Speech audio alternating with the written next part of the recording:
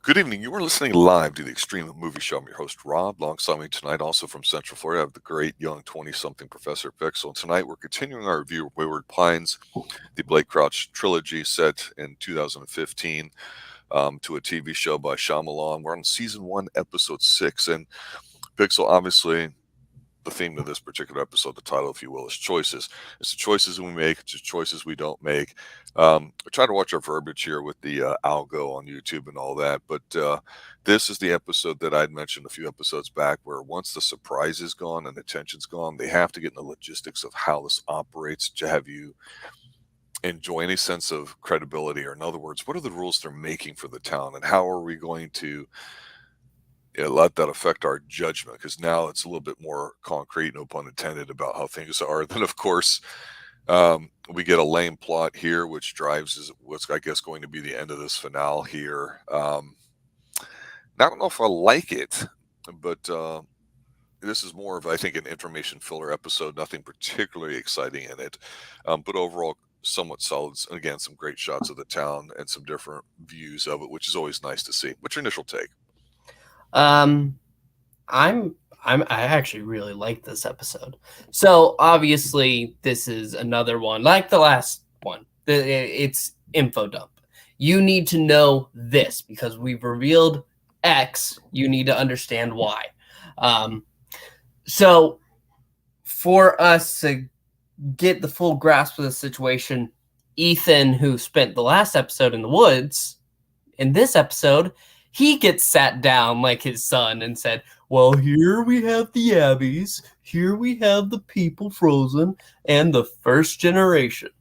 And I said it in a dopey voice, but I really enjoy the conversation between David Pilcher and Ethan Burke. I think it's really engaging. The two of them just are bouncing off of each other, and you can feel this tension in the air. It's really good. Mostly, I'll agree with you on that. You know who's lame, though? Give it to me. Kate. Yeah. In this episode... Kate's giving some crap to do, but go ahead.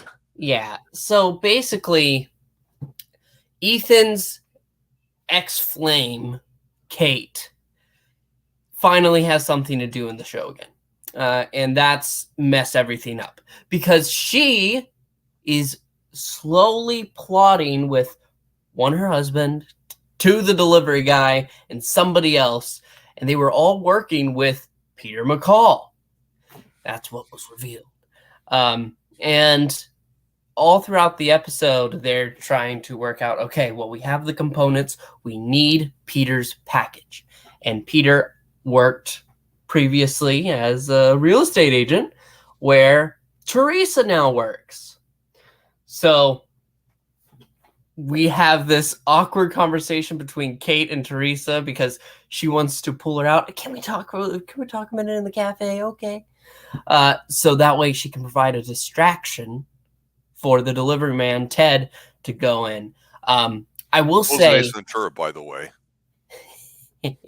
I will say I did enjoy Ted's scene within the real estate office because he has this fake box. Oh, I have a package here. And he's special delivery. Yeah. Sorry. I kept thinking Ace Ventura the whole time. And they have it so that he can take it over and slip it over Peter's package that's in his office. And you have, what's the guy's name? The scummy... Big Bad Bill. Sweet William now. Yes, like the Van Halen song. That's right. Yeah. Big Bill. Well, Big Bill, he is getting...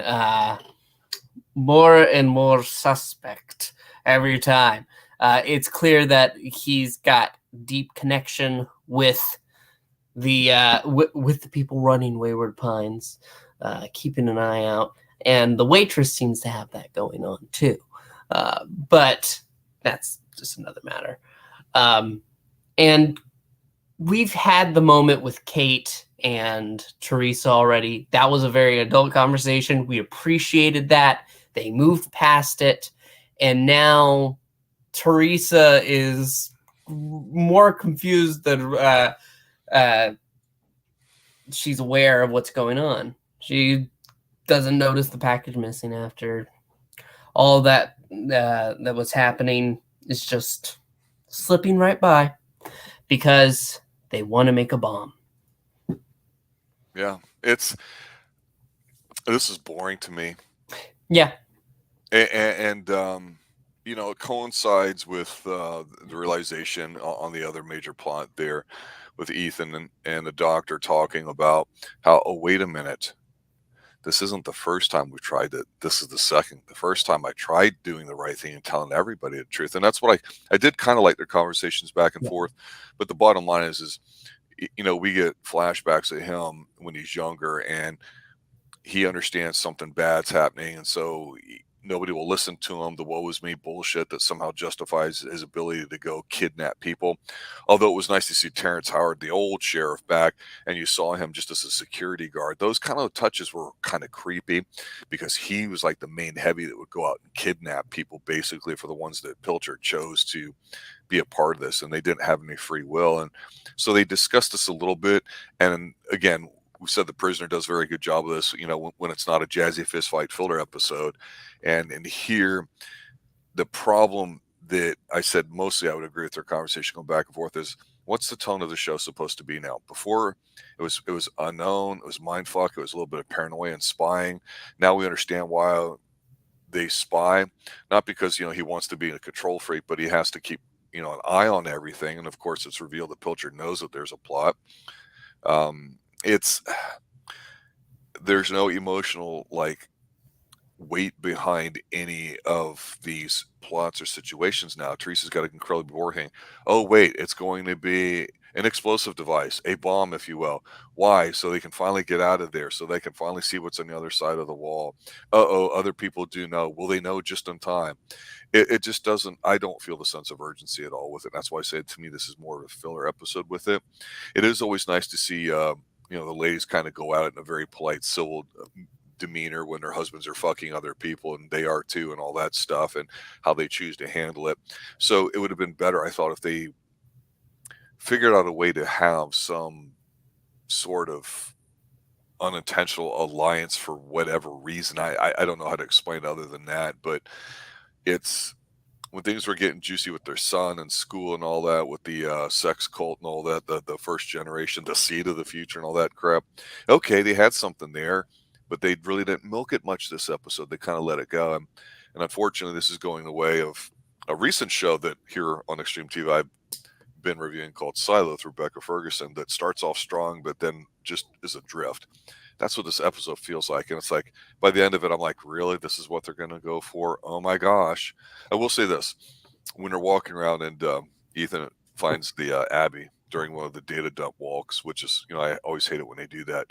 I thought the Abbey kind of looked good when he was standing up walking around. Yeah. But then when he got gassed and all that stuff, I'm like, it's just not scary. It's kind of silly in a way. And I know some of the CGI looks great, like when they're talking in Pilcher's office and they're looking out over the town. You see the matte painting or wherever, the CGI of the town. I'm like, that's kind of cool. So those things are nice, but it's just, again, it's like, where are we going? Oh wow, they're gonna blow up the wall. Ooh, I'm scared. I'm just not paying attention. I kind of like the turn though, because Ethan now understands the situation. Understands that my son knows the truth. He's going to be a part of this first generation. But he's also concerned with, I don't want anybody to die. I'll protect them from themselves, from whatever's outside the fence. And he says to David, and I'll protect them from you, because he wants to drop the body count. And now he has to work for Pilcher.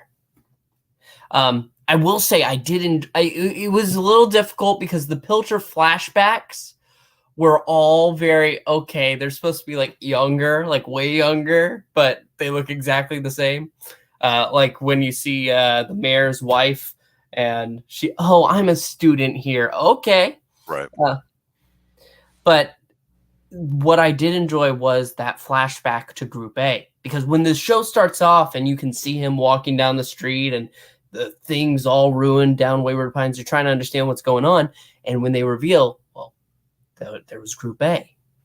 They did not adjust. And when you start seeing the flashes of what the people did to themselves when they learned the truth, that was dark for cable television, especially.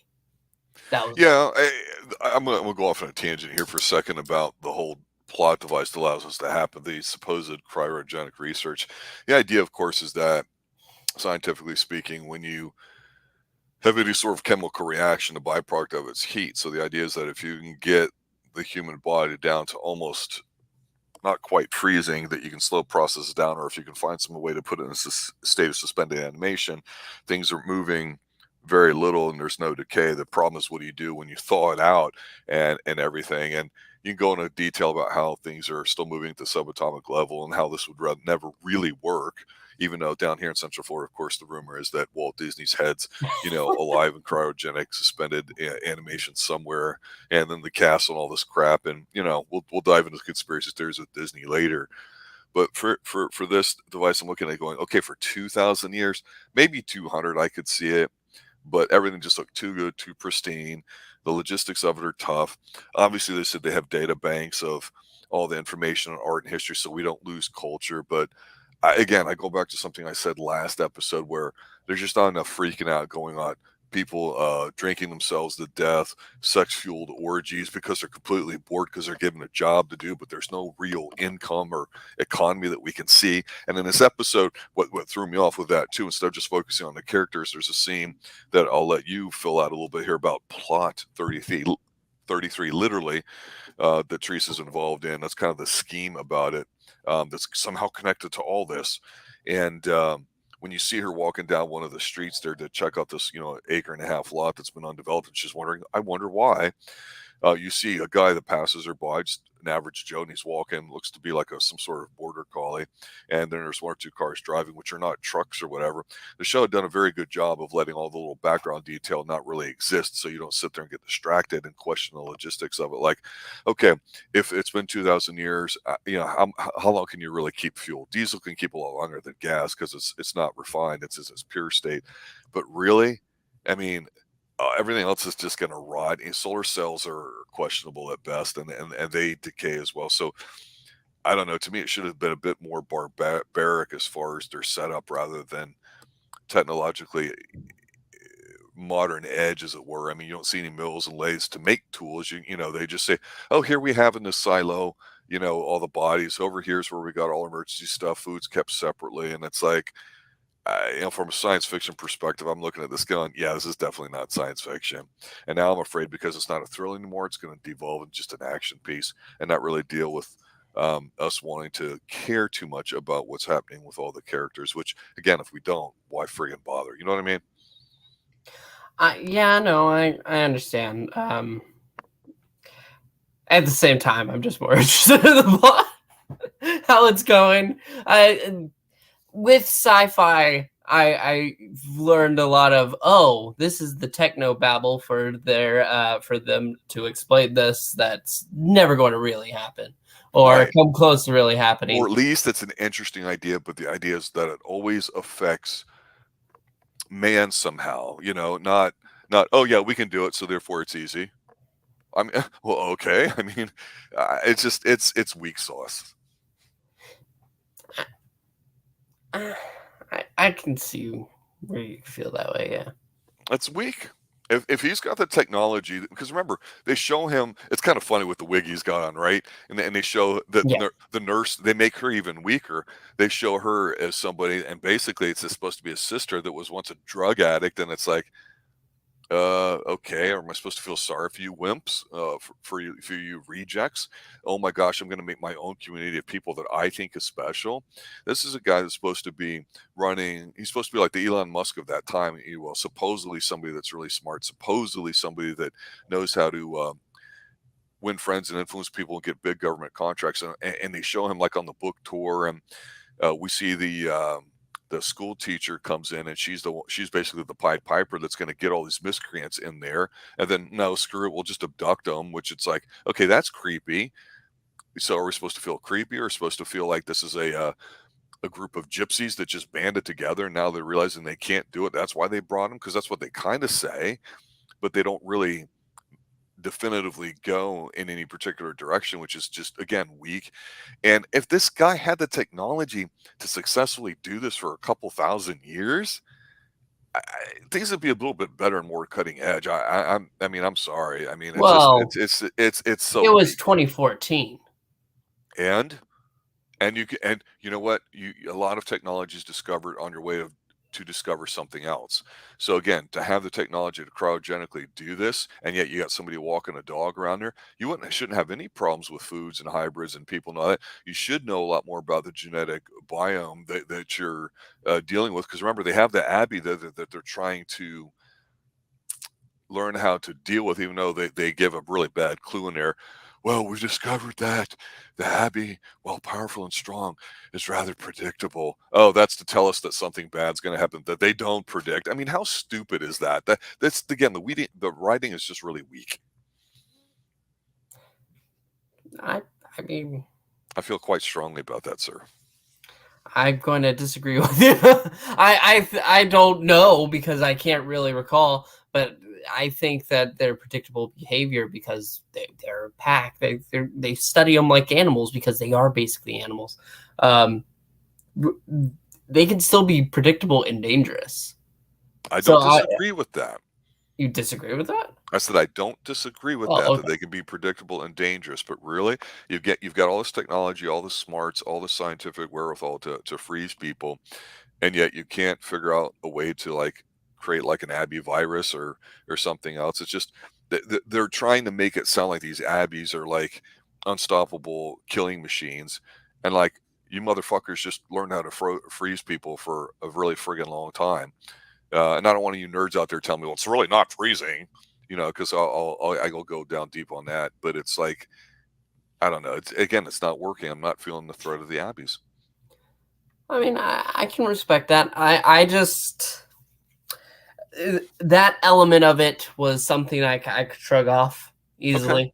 Okay. Again, my main thing with the episode, which was the best part of the episode, was Ethan learning from David Pilcher, their conversation and David Pilcher's flashbacks. It did seem like it was men talking and everybody else is just side effect. I agree with you.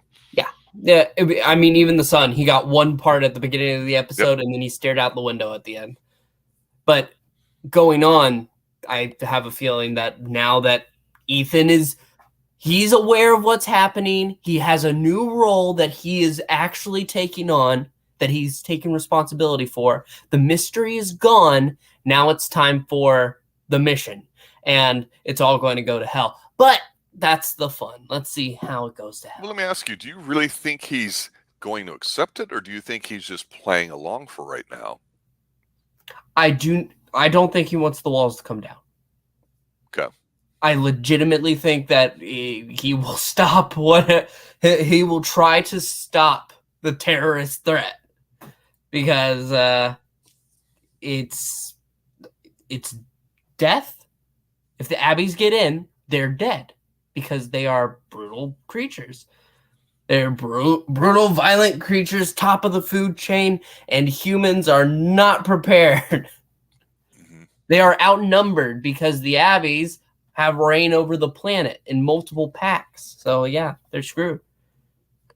You ever wonder what the food sources of the Abbeys are the top predators? Well, we did see them eat one of the deer. But did they eat the deer? Were they playing around with their food? They were eating it though. Like, they were legitimately, even though it was already dead and mutilated, they pulled out the guts and they were starting to. That was one of the things to disturb us. Yeah, like, to watch them eat it. Yeah, it's just.